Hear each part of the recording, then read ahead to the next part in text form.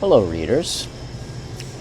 I've walked down to Soho to shoot this one because this book is a lot of it takes place in Soho in these lofts up here where, the allegedly one could get these lofts for relatively inexpensively back in the 70s and so forth. And now they're stratospherically expensive. So, but that's part of what goes on in this novel. Michael Cunningham by Nightfall, by the author of The Hours, which I didn't see, or the movie version. So, I'd not read Michael Cunningham before. But I found this on the street, so I thought, well, I'll pick it up and what the hell, you know? And actually, I ended up liking it rather quite a bit. It's not a long novel, 238 pages. It has to do with the art world here in New York City. The fancy-pantsy, high-end art world, the galleries that are no longer in Soho, actually. They're up in Chelsea now because the galleries, I guess, got moved out by the vendors of expensive other articles like clothing, designer places, along Broadway. Actually, he mentions in the book that Mercer Street, the street where I am and where he lives, in the novel, Peter, with Rebecca, his wife, he mentions that Mercer Street is not really where is where some of these designer sorts of shops come and go. Mercer Street is not the main drag of Soho. Soho standing for south of Houston Street, to people who aren't New Yorkers.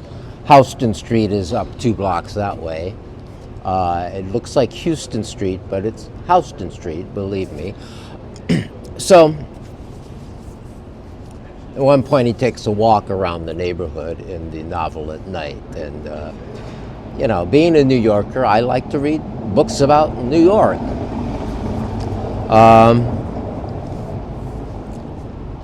So what's going on in this book?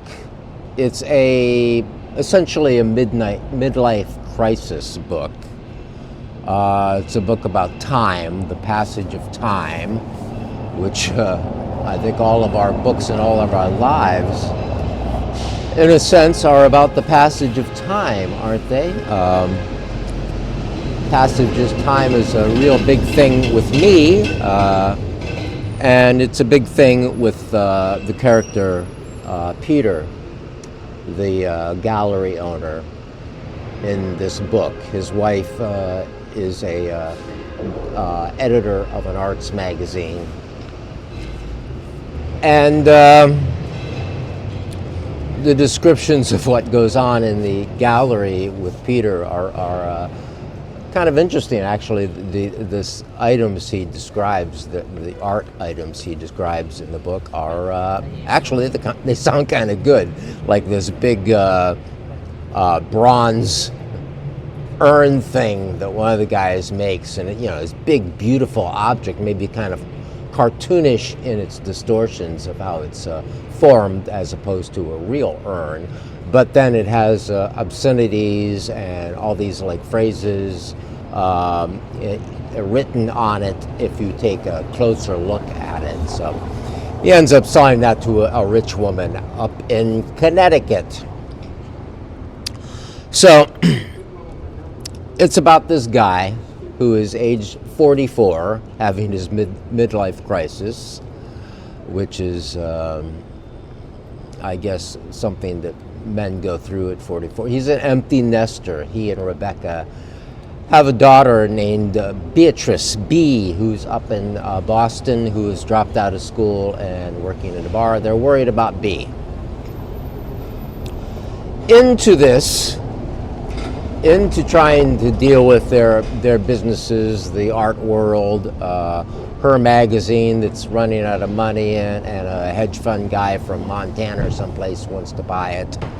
In the middle of this comes Rebecca's much, much younger brother, who's called Mizzy for mistake.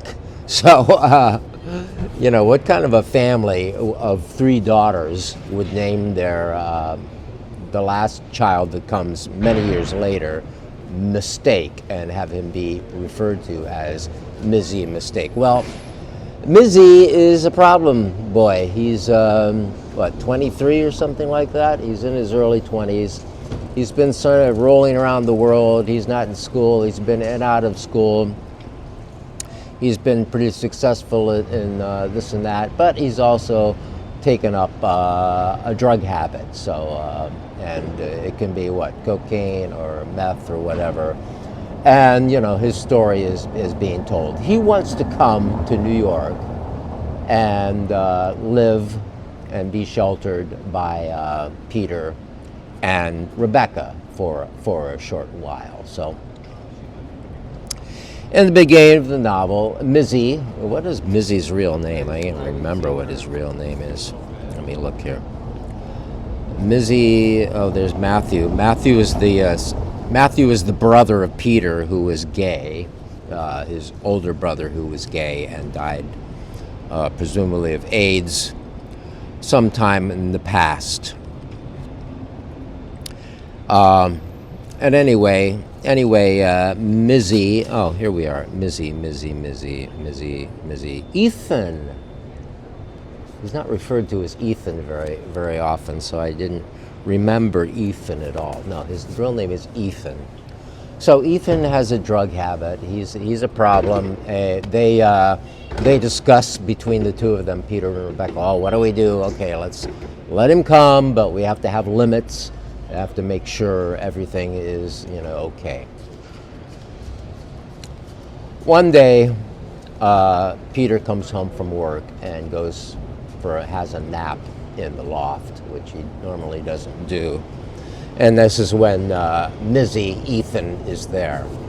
And the loft has very thin walls. When he bought the loft, they didn't have enough money to put walls up, proper walls, so it has very thin walls. And they talk about how the daughter B didn't like that because everything they did and everything she did could be heard through the walls, and apparently children wouldn't like that.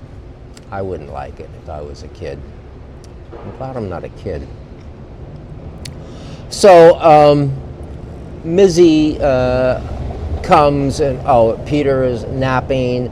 Mizzy is home. He hears Mizzy on his phone in the other room, the daughter's room that Mizzy is now temporarily or whatever inhabiting.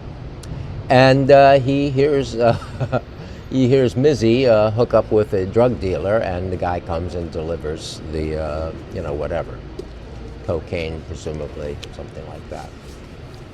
Well, so Peter now knows about this, but he doesn't know whether he should tell his wife. There's some sort of circumstances about why he was home, and this discovery sets off a whole string of events, and maybe a blackmail, manipulation. That's the setup of the novel, the problem child, and these rather straight middle-aged people who are dealing with him. So the midlife crisis. Part of the midlife crisis is Peter finds that he has an attraction for a male. I'm giving part of it away here.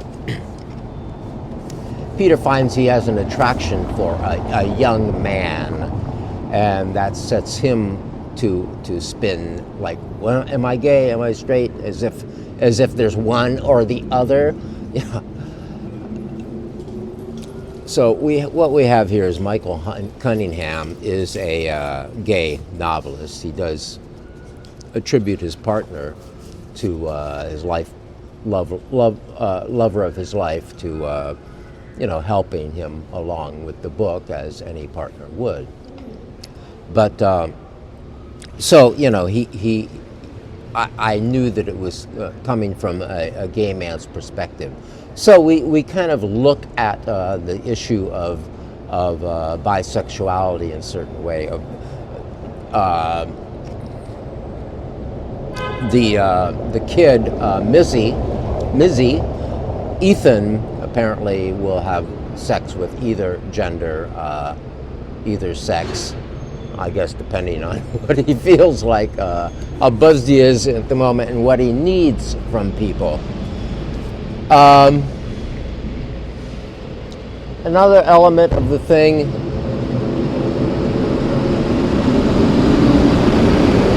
truck.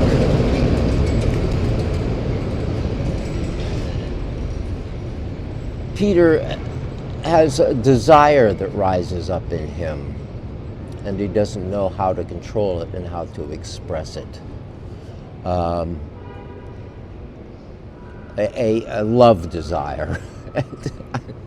I don't know.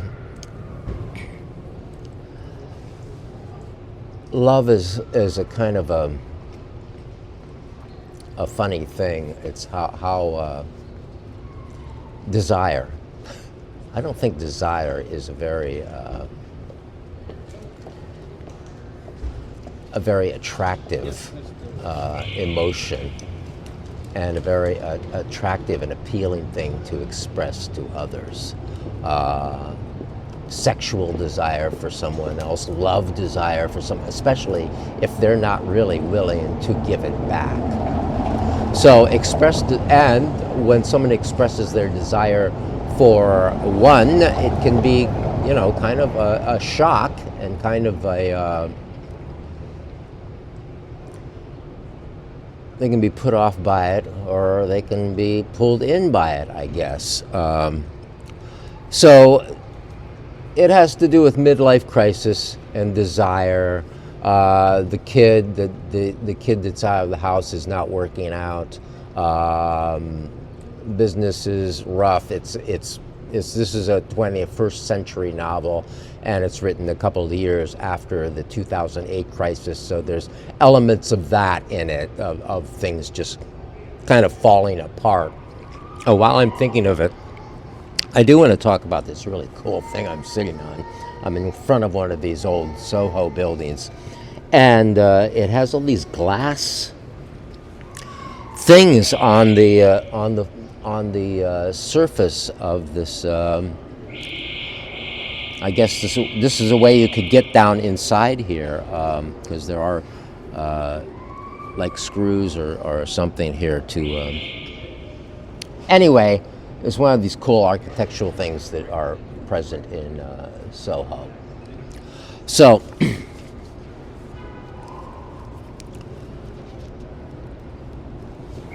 Midlife crisis novel. I didn't particularly relate to the midlife crisis going on here because I'm not having a midlife crisis. I'm off the love thing basically for good because I'm old and it never worked out for me at all. So it's like when I read these love stories, I'm thinking, how did these people, these married people like Rebecca and Peter, stayed together all those years to produce this child that grew up and lived in this loft, and then they, and went off. How do people commit to these relationships that go on all that time? It's not my world, but it is the world of this novel. It's the world of many of you who managed to commit to intimate relationships with people. Well, does the intimacy change as it all goes on? I don't know, but so I think it's a good book. I liked the little plot twist that ended up occurring, sort of. The trickster angle of it all. How it ended up. It ends up in a place that is going to be going on. It's not all wrapped up. Some of it's wrapped up, and we're going to, it could have a sequel of what happened afterwards. And shouldn't most novels have a sequel? I mean, unless we all die in the end, which I guess we do. But in novels, sometimes people come back in a sequel. Michael Cunningham, By Nightfall. Good book. I might even read more of Michael Cunningham's books. Now, The Hours, that's the one about the Virginia Woolf. And then there's one called Specimen Days about Walt Whitman. I'm less likely to read these biographical sort of novels, bio novels, should we call them that? Because, it's because it's really the mind of the novelist that ends up in the book, and to take another real person from the past and put them into present day thought is hazardous in the least, and sometimes it works out, sometimes it doesn't. But that's not the problem here, because all these people in the book are unknown characters created out of Michael Cunningham's mind, apparently, and he did a good job of creating them, and it's well written, and I read it in not very long. Good book.